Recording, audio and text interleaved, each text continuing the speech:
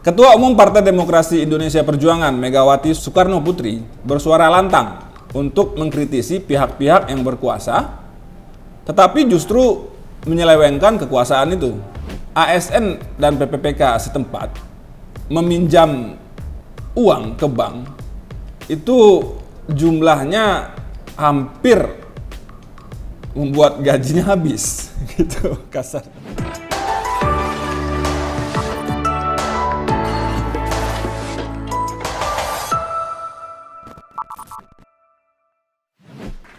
Assalamualaikum warahmatullahi wabarakatuh. Sobat negeriku, jumpa lagi bersama gua Ade di reaction jpnn.com. Ada cerita di balik berita. Gue mau bacain 5 berita paling populer pekan ini. Ada soal Pilpres, soal Jokowi, soal Megawati, juga ada soal PNS. Nggak usah berpanjang kalam. Yuk, kita mulai dari berita kelima. Ini soal Jokowi dan putranya Gibran.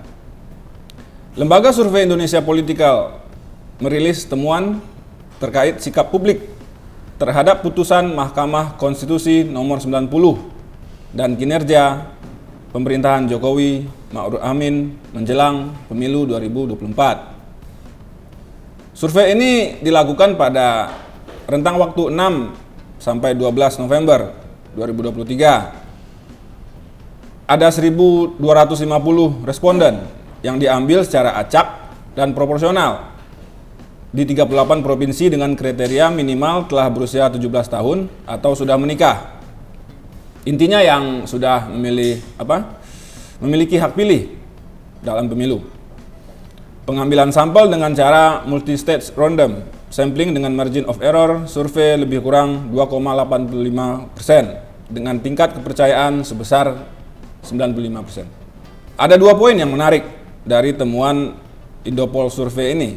Yang pertama soal Gibran. Responden menganggap putusan Mahkamah Konstitusi telah melahirkan memicu adanya politik dinasti. Itu yang pertama. Yang kedua soal kepuasan publik terhadap pemerintahan Jokowi Ma'ruf Amin. Di tahun atau di periode di masa-masa akhir pemerintahan Pak Jokowi, kepuasan publik terbilang menurun. Bahkan kalau dalam temuan survei disebut merosot. Surprise. Poinnya adalah soal peluang kerja dan pengentasan kemiskinan. Kita masuk komentar. Komentar pertama dari pemilik akun Astaga Dragon. Wah, ini kayaknya udah pernah dengar nih Astaga Dragon. Ini kayaknya pencinta jpnn.com nih. Jokowi, maksudnya nih Pak Jokowi nih. Pak Jokowi dulu dipuja, sekarang dihujat. Satu perbuatan merusak segala citra. Semua gara-gara haus kekuasaan. Ya, bagaimanapun Pak Jokowi, netizen juga warga. Ini suara dari warga. Dulu betapa dipujanya Pak Jokowi.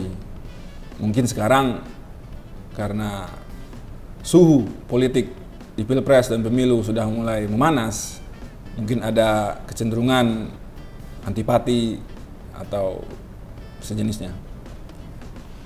Komentar kedua datang dari Rohidin. Apa katanya?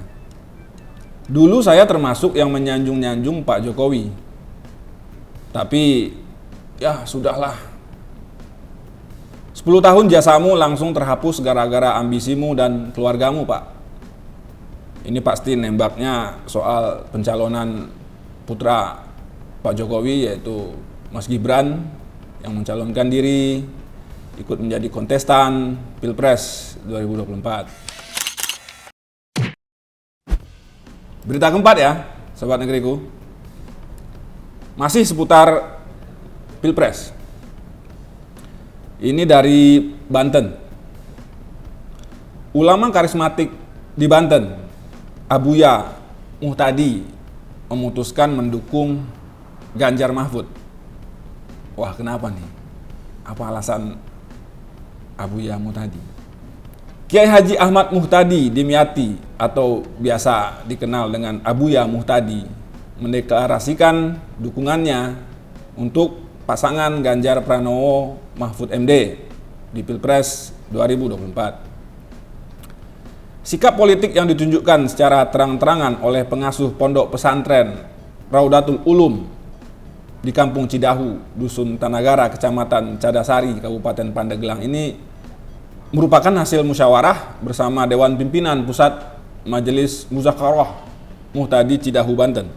Abuya Muhtadi mengatakan keputusannya mendukung Ganjar Mahfud sudah melalui pertimbangan matang. Keputusannya itu melalui proses rapat dengan sejumlah tokoh bangsa, ulama, aktivis, mahasiswa yang masih konsisten mengawal demokrasi di Indonesia. Abuya Muhtadi mengajak semua jajaran dari majelisnya berjuang bersama demi memenangkan Ganjar Mahfud, ya setidaknya di wilayahnya. Ya, makin menjelang Pilpres, pemilu, apalagi sudah masuk kampanye, beragam deklarasi muncul, entah itu ke pasangan Ganjar Pranowo Mahfud MD, atau ke Anies Baswedan Muhaimin Iskandar, atau juga ke Prabowo Subianto dan Gibran Raka Buming Raka. Sobat Negeriku, kita masuk ke komentar ya, untuk berita soal Buya tadi. Komentar pertama datang dari pemilik akun Latifah. Latifah penasaran nih, siapa yang bakal memenangi Pilpres 2024? Siapa ya? Yang pasti bakal seru. 6 tokoh kontestan Pilpres adalah pilihan. Keenamnya pasti sudah siap. Siap menang, siap kalah, siapapun pemilih. Maksudnya siapapun yang akan menang, ya itulah pilihan bangsa. Yuk masuk ke komentar kedua, datang dari pemilik akun Farhan Abu Bakar. Wah, ini pendukung Ganjar Mahfud nih. Insya Allah Ganjar Mahfud menang 1 putaran. Wah, kalau 1 putaran nggak seru bro. Kalau 1 putaran, wah nggak seru lah. Yuk, masuk ke berita ketiga. Masih soal Pilpres, masih soal politik. Ini datang dari Bu Mega. Bu Mega lagi jengkel. Jengkelnya ke penguasa. Ya, penguasa ya Pak Presiden lah. Ketua Umum Partai Demokrasi Indonesia Perjuangan Megawati Soekarno Putri bersuara lantang untuk mengkritisi pihak-pihak yang berkuasa, tetapi justru menyelewengkan kekuasaan itu. Megawati menyampaikan kritiknya dengan tajam saat memberikan pengarahan kepada sukarelawan yang hadir pada Rakornas Tim Koordinasi Relawan Pemenangan Pilpres Ganjar Pranowo Mahfud MD di J-Expo Kemayoran, Jakarta Pusat. Apa kata Bu Mega? Ya, Bu Mega jengkel karena dia merasa penguasa saat ini menekan rakyat. Bolehkah kamu menekan rakyatmu?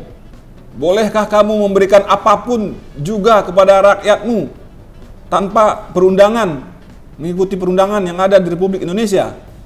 Itu kata Bu Mega di depan perwakilan ribuan organisasi sukarelawan pendukung Ganjar Mahfud. Bu Mega punya contoh. Dia mencontohkan soal kepolisian. Ini tebak langsung nih Bu Mega nih. Menurut Bu Mega, belakangan ini berseliweran kabar soal polisi yang diduga ya, yang diduga ikut membantu kubu tertentu di Pilpres 2024. Nah, Bu Mega mengajak sukarelawan pendukung Ganjar Mahfud nggak usah takut. jangan gentar menghadapi tekanan maupun intimidasi.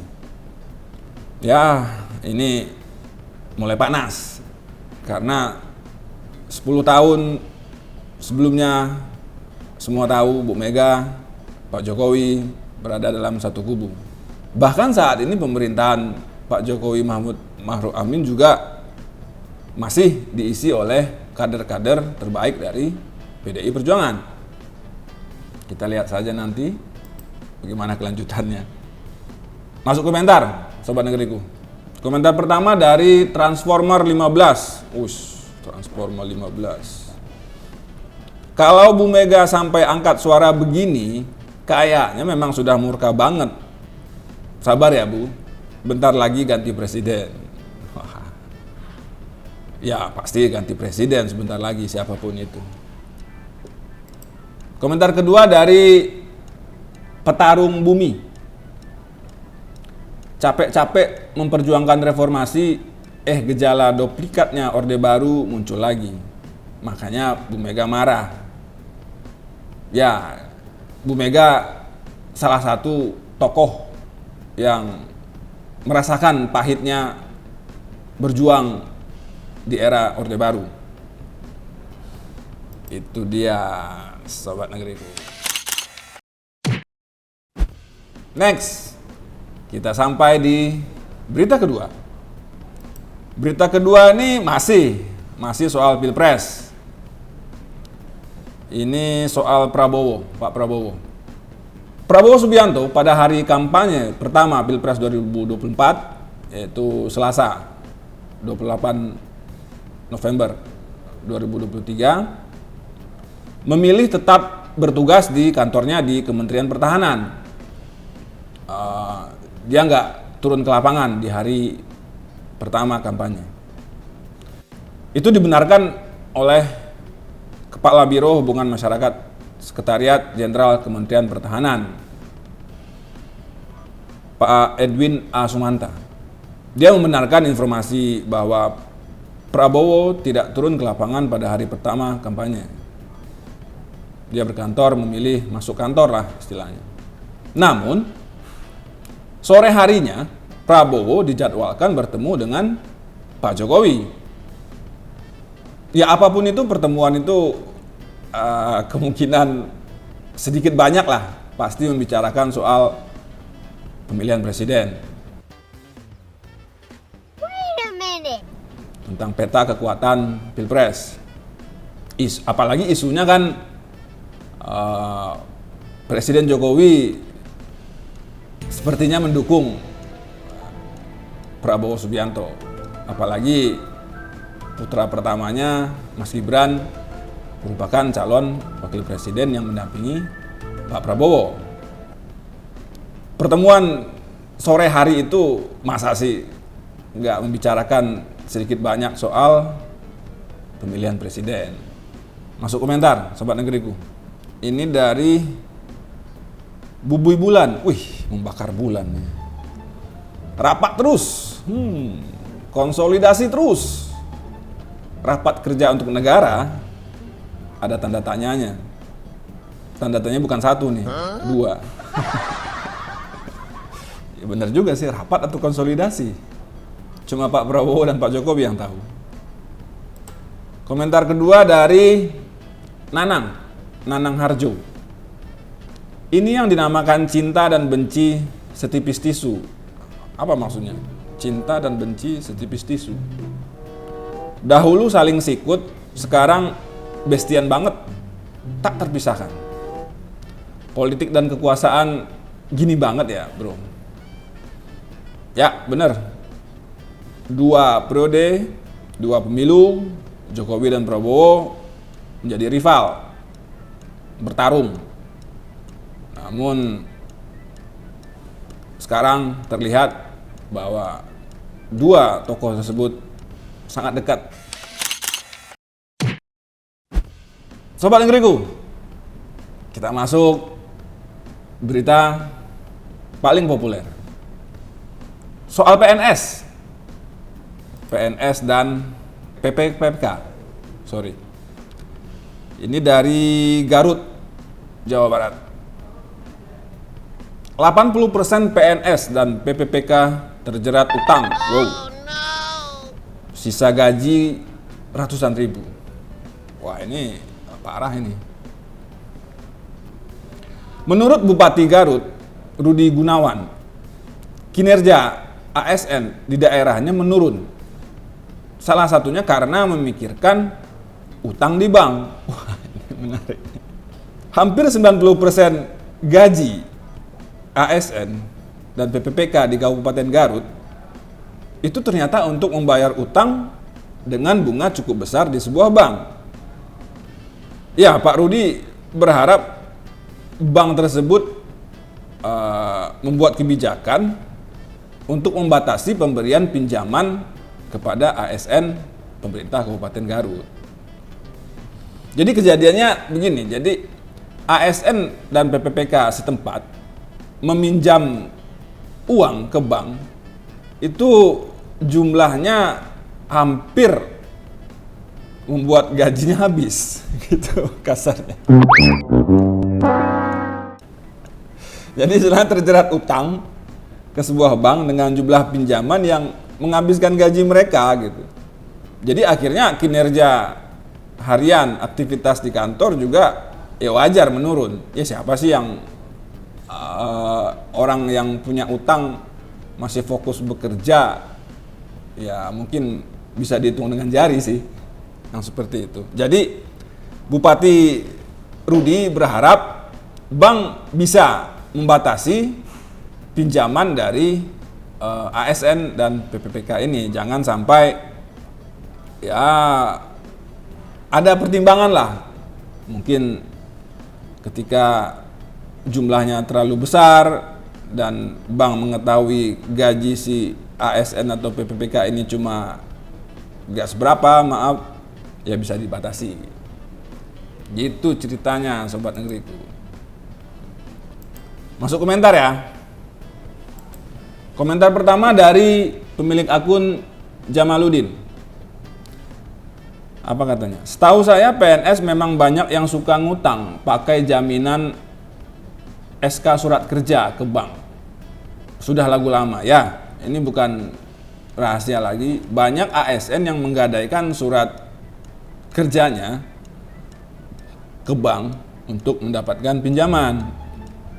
Ya pada akhirnya ujung-ujungnya terjerat utang. Gak enak lah hidup dengan tumpukan utang. Komentar kedua dari pemilik akun Alfred89. Gaji pas-pasan, ekonomi tidak menentu, kebutuhan hidup meningkat, harga-harga melonjak. Waduh, tidak sesuai dengan pendapatan. Sedih dah pokoknya kalau diceritain. Ya sedih lah kalau begini, gaji pas-pasan, ekonomi nggak menentu, terjerat utang.